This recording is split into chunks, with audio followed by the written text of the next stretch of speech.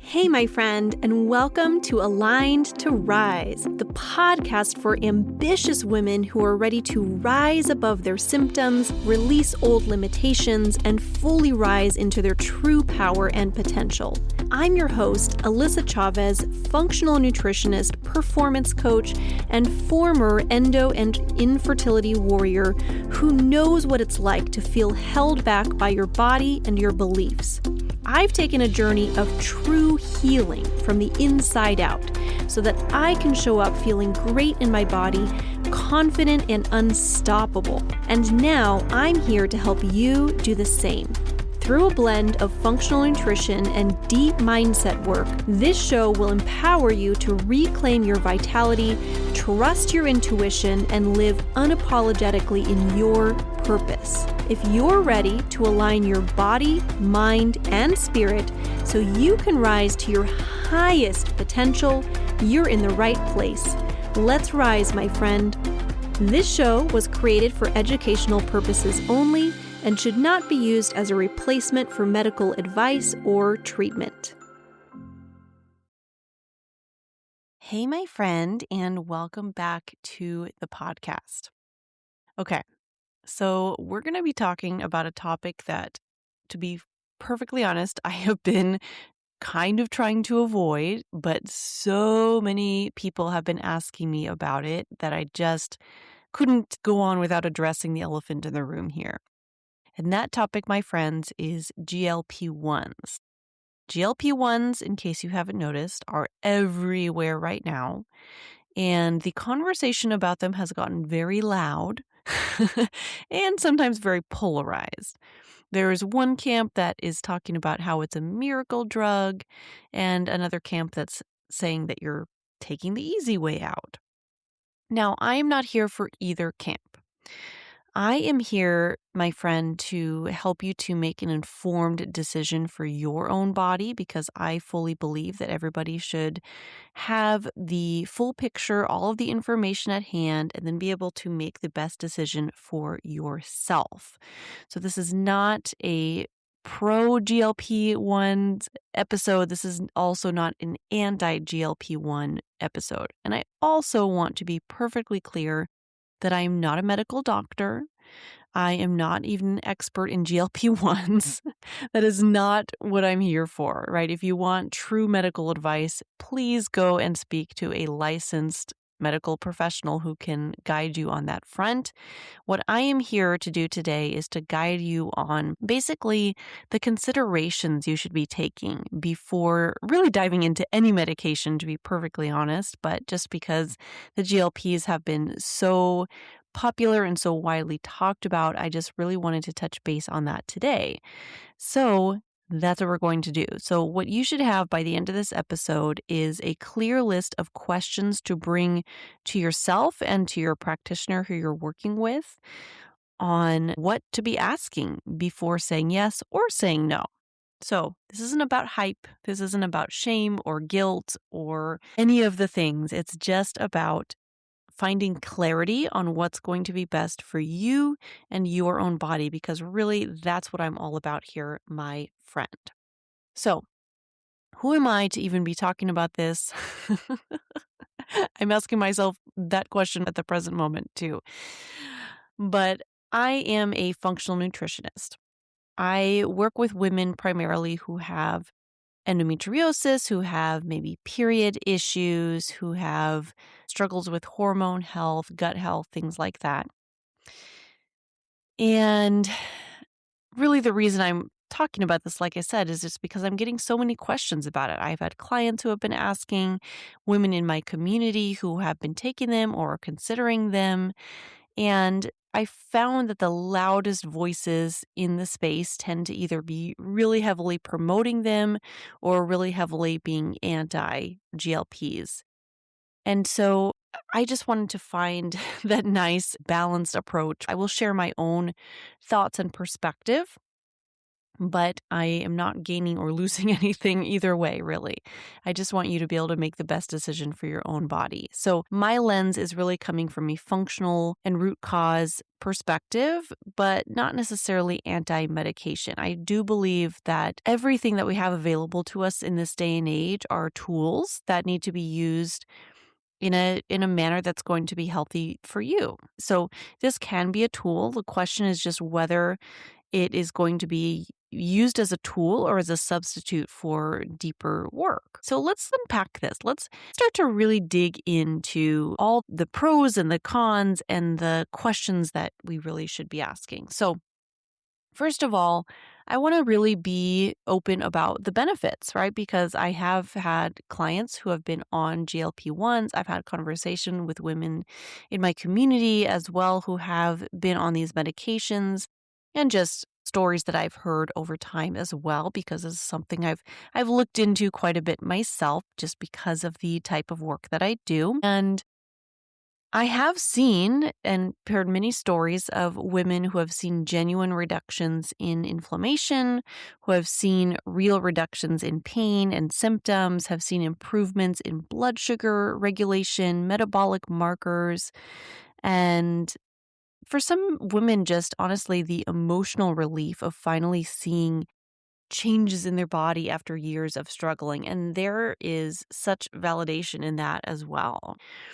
Now, many, way more women than I'd like to count have been through years of being dismissed, years of being told to, for example, if you're trying to lose weight or something like that, just to eat less and move more, which I don't talk about weight loss a whole lot on this podcast because it's not really my cup of tea, to be honest. But there's way more to the story than eat less and move more, for sure. And just doing everything right and still not getting the results that you want, which is so incredibly frustrating. So if you have already taken GLP-1s and this has given you relief, I am so not here to take that away from you, my friend. Keep on listening.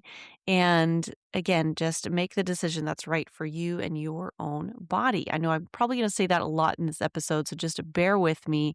But I think it's important to just continue to repeat because that's true of really anything and everything that you put in your body, to be perfectly honest.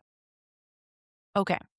So, before we dive into the ins and outs of the questions and considerations you really should be asking, I want to just take a brief moment to talk about informed consent. So, what does that really mean? Informed consent isn't about fear mongering or just telling you all the horrible things that can happen. It's really not about that. It's about having the full picture of both sides of the equation, the pros and the cons, all the things, so that the choice that you make for your body is actually yours. Because what happens oftentimes that I hear from so many women is that they're given a medication and they're not really told the full story. And that this happens a lot with birth control as well, for example, because that's probably the other most commonly prescribed medication that I see with my clients that I work with, just with the population that I work with. And so that's what I'm going to just guide you through today is a little bit of informed consent. And these can be, feel free to even take notes. You can write these questions down and bring them to your doctor, your practitioner who you're working with. And that way you can talk through these questions with somebody and really find the answers that you want to so you can make that decision for yourself.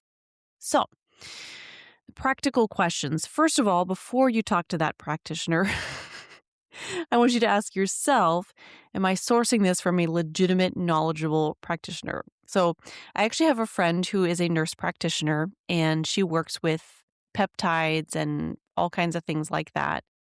And she was talking about how there is such a rise of finding things like this online and just, black market kind of stuff.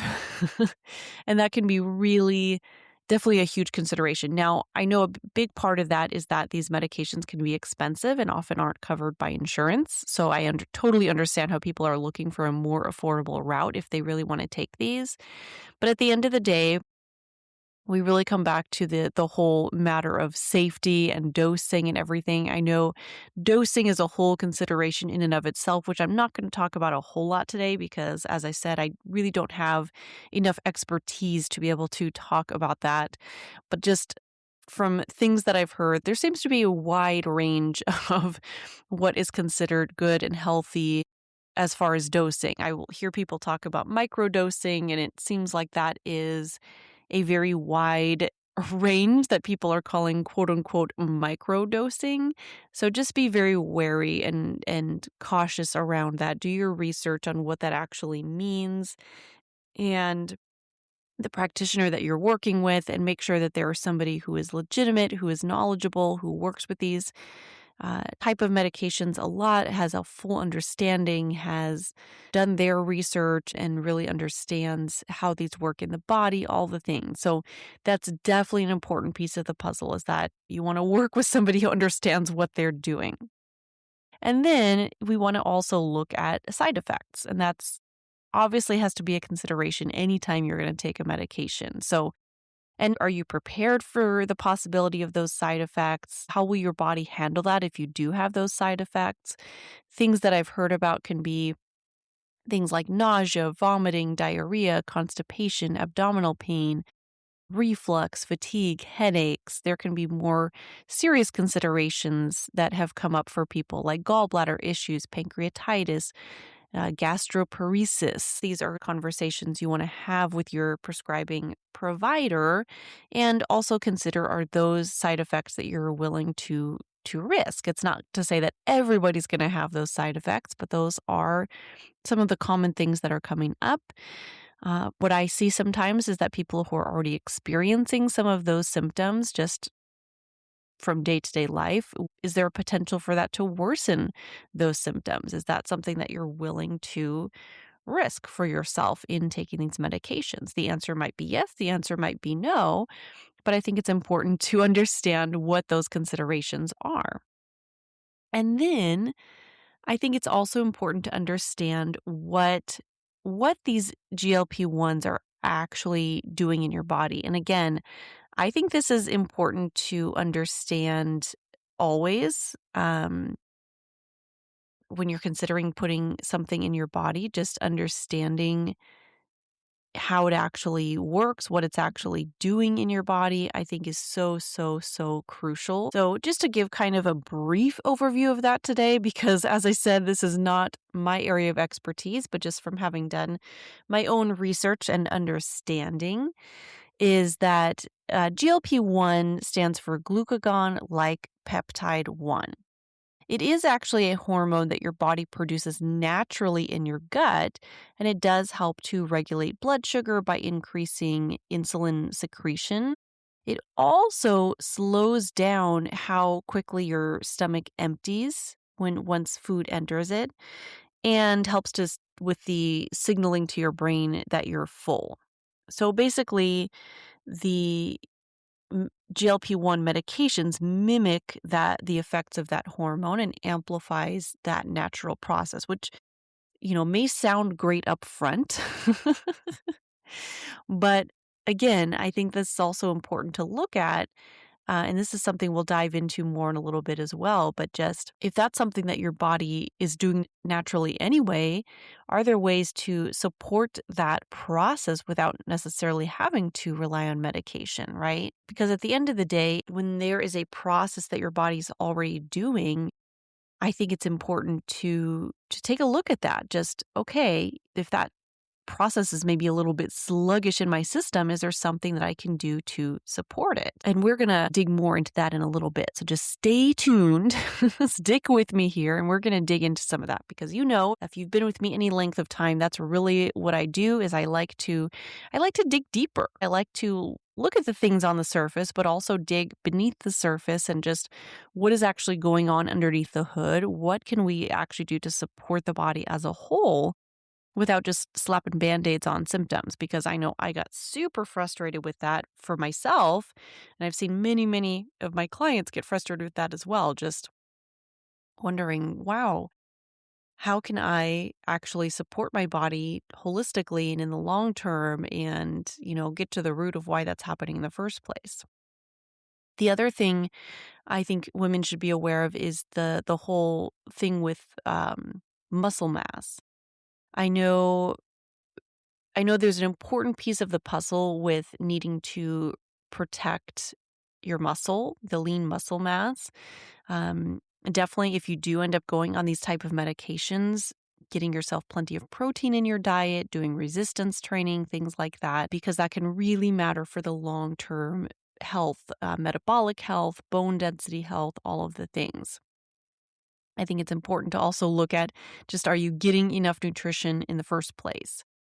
So, especially because if your stomach is emptying slower and those I'm full signals are being sent to your brain more quickly, are you actually getting enough protein and fiber and micronutrients and all of the things if your appetite is dropping? I think that is an important consideration because I know, many, many women are taking these medications for the purpose of weight loss. So that you may be listening to this going, well, Alyssa, that's kind of the whole point is that I want to be eating less. I feel like I'm eating too much food and I'm gaining weight and I want to be able to eat less and still feel satisfied. And cool. But I also want you to consider, am I getting enough nutrition in? Am I getting enough nutrients to fuel my body so that I can have strong muscles and I can have energy and my body can do all of the processes that it needs to do? Because, there's a lot that happens in your body. You are so much more, my friend, than just muscle and fat. Your body is just this incredible thing that we need to be able to support and be able to give it all of the wonderful nutrients that it needs to do its job. And then I think it's also important to consider what's happening to my gut. How is this medication really impacting my gut? And I'm not sure that we even have the long-term answer to that question because this is all relatively new that we're not really able to see the long-term effects. But I do think it's something that we need to really consider because, for example, even the delayed gastric emptying, meaning your stomach isn't emptying as fast as it had been before, is that going to affect your motility? Is that going to affect your bowel movements? Is that going to affect your microbiome? Microbiome is something that I love to talk about. That refers to the population of bacteria and other microbes that live within your large intestine, which I know sounds gross, but they have enormous benefits for your body. They help to digest your food. They actually release a lot of byproducts that are actually really beneficial to your health. And when that microbiome starts to get depleted or the quote unquote bad gut bugs start to build up more so than the quote unquote good gut bugs, that can really affect your health and the way that you feel. I see that all the time with women who come to me who are maybe experiencing a whole lot of constipation, diarrhea, nausea, bloating, all of these things. And it really can come back to the balance of your microbiome, not to mention things like fatigue and even pain and overall inflammation can really be impacted by your microbiome and just your digestive system as a whole. I think it's important to understand also that so much of your immune system lives within your gut. About 80% of your immune system lives in your gut. And I'm kind of jumping ahead here because we talked about gut and my brain just got going because I love talking about the gut. This is where we might as well just segue right into the whole root cause questions of, if you have a lot of inflammation in your body and that's why you're taking the GLPs. I know there's many different reasons that women take them. Sometimes it is more for weight loss, sometimes it's more for the blood sugar piece of it. But many women who I talk to are looking at taking it for inflammation because, many of the women who I work with have endometriosis, have period pain, have pelvic pain, a lot of these things, because that's a lot of the population who I work with in my practice. And, for me, I really come back to the question of why is there inflammation in your body in the first place? What is going on underneath the surface that can be impacting that? And yes, if you have endometriosis, absolutely the endo lesions themselves can have an impact on that. I mean, this is a complicated question. When I talk about inflammation or when I work with a client who has inflammation going on, it's one of those things where knowing that you have inflammation is such a small piece of the puzzle. I hear so many women say, "Oh yeah, well, it turns out I'm super inflamed," and that just becomes kind of the end of the conversation. And for me, that's the beginning of the conversation. I then come to the questions of why is your body inflamed? If you're struggling with blood sugar issues, why is your body struggling with blood sugar issues? In other words, why is your body out of balance in the first place? This is the question that, as a functional practitioner, I always am coming back to anyway. I always want to dig another layer deeper, another layer deeper, another layer deeper. So, coming back to that whole thing with the gut and the immune system and all of that, well, when we're talking inflammation, inflammation is a process of your immune system. Now, your immune system impacts your whole entire body, right? Your immune system can be on the rescue if you get a cut on your finger, which funny enough, I actually did yesterday. Got like a little paper cut or something on my finger. Don't even know how this happened. And it's funny because that's the example that I always use. And here I am living that in real life right now. I have this little tiny cut on the tip of my finger and I can see it because this just happened yesterday. It's getting kind of red and puffy and there's some pain around that area. And what's really happening there is that is inflammation. That is the immune system rushing to that area to help to heal it. And that's a normal process in your body. You want that to happen because that's how we make sure that we're clearing infections and that we're able to handle any sort of viruses, bacteria, things that your body may come in contact with that can have ill effects. But when you quote unquote have inflammation in your body, what's really happening there is that inflammatory process is just happening all the time. It becomes chronic inflammation. And so, again, if that's happening, if you're having chronic inflammation, we want to know why. Why is your body constantly feeling like it needs to mount an immune response? And there's not a single answer to that question. Sometimes it can be related to dietary pieces because especially if the lining of your gut is kind of compromised and large food particles are getting through, or maybe just digestion is compromised and allowing those large food particles through to your gut, which again, that's one of the questions that I ask when it comes to that slower motility. Are foods still being broken down well? Is digestion still happening well? Is all of that still going on so that we can maintain the health of all of this process? But that all those things can start to impact inflammation, right?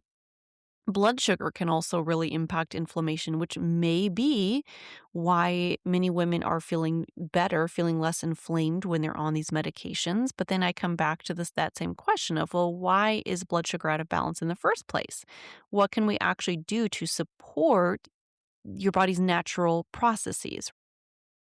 So that can be something that happens whether you're on the medication or not. If you're currently on the medication, can you still be supporting those processes holistically so that you don't have to rely on that forever for the rest of your life? If you're considering these medications, is it possible for you to address some of these underlying issues first and see how your body does before you're considering these medications? These are all just questions I'm asking, not telling you what to do, what not to do, but just considering what can I address? What should I be addressing before taking this medication, while taking this medication, all of the things. And also, how how else might this be affecting your body? If you do take these medications, could that be affecting your hormones, your cycle? I actually had a client recently who was asking me about the impacts on peptides and fertility. And the truth is, I actually ended up reaching out to a fellow practitioner who does some of the functional work, but she also is a nurse practitioner and has a lot of expertise here and was just kind of picking her brain on that. And basically, the answer to that is very nuanced. There's a lot of layers to that. Depends on what you're taking, what you're doing, the health of your body before you started and during, how your body's responding to the medications. If you're having a lot of rapid fat loss and things like that, how might your body respond to that? Will your body start to notice that it's in a crisis mode and shut down hormones? Again, these are just questions that I'm asking, not saying that this is what's happening. Is it going to affect your sex hormones at the end of the day? Is this going to end up affecting fertility? There's a lot of questions that I think we should be asking. And honestly, I think a lot of this still needs to be researched more. I mean, I don't know that there are clear answers to some of these questions because this is all just relatively new. So all things to consider.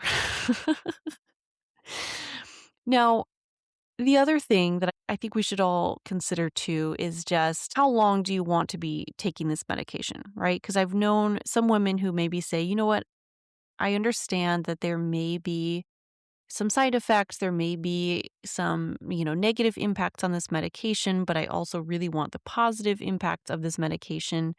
Maybe I'm going to take it just for a few months at a small dose to kind of help me get over this hump, and at the same time going to build a strong foundation underneath so that you have an exit strategy, right? So that you're building something to stand on if you stop. And I think that is really, really smart because I hear of many women who start these medications, go off of these medications, and then start feeling worse than they started. And we don't want that.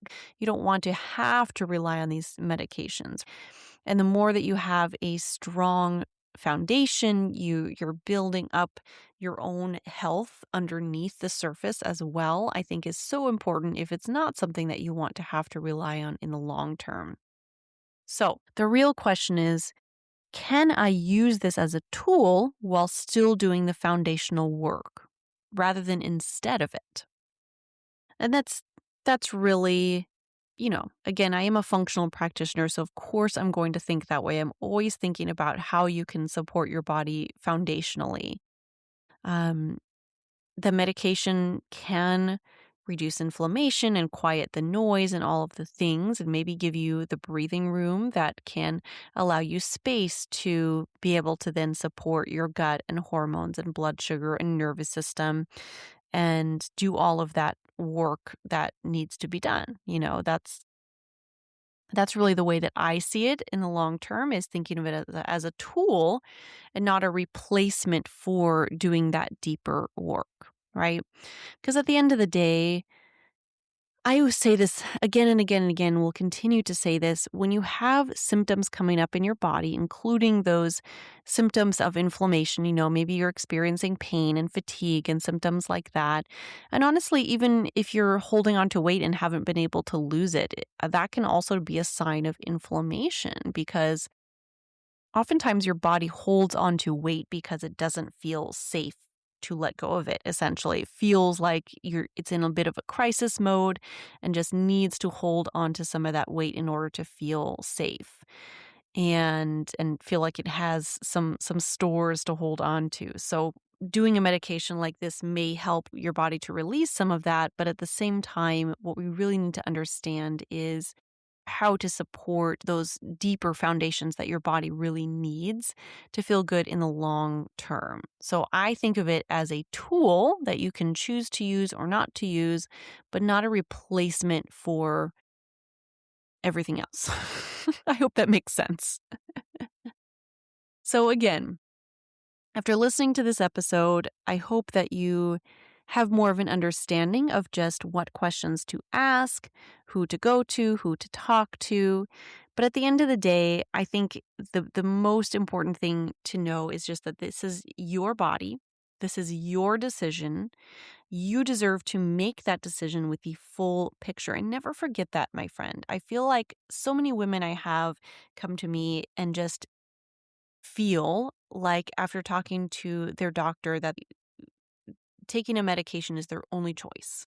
I went and saw my doctor and I was told that I need to take this and that if I don't take it, I'm just going to feel terrible forever.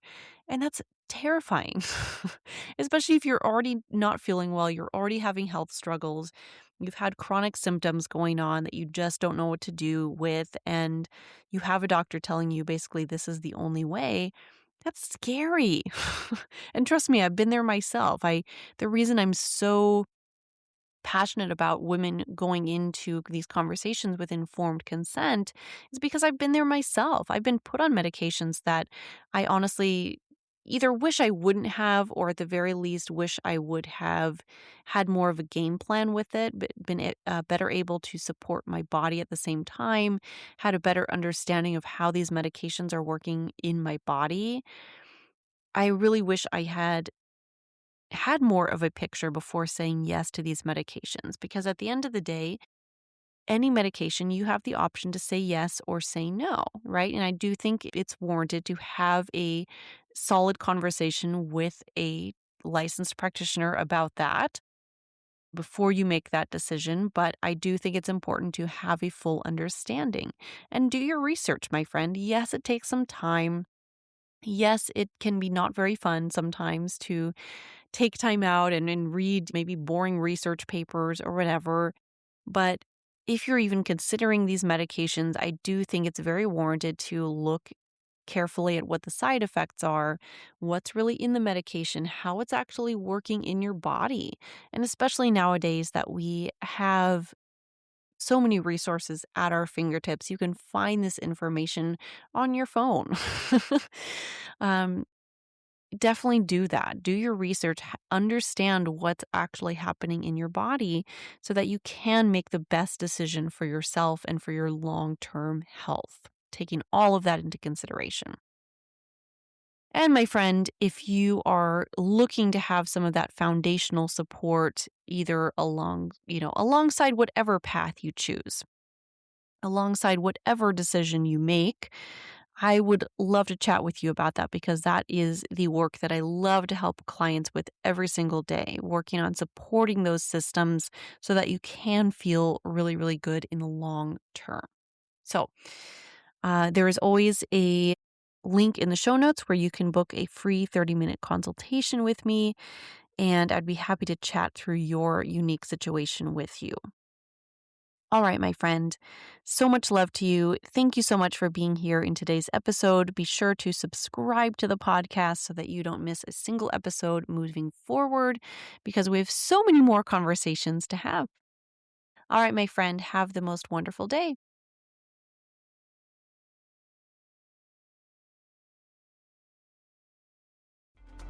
Thank you so much for tuning in to Aligned to Rise. If this episode spoke to you, take a moment to share it with a friend who needs this message too. And then don't forget to hit subscribe so you never miss an episode. I'll see you next time, my friend. Let's rise together.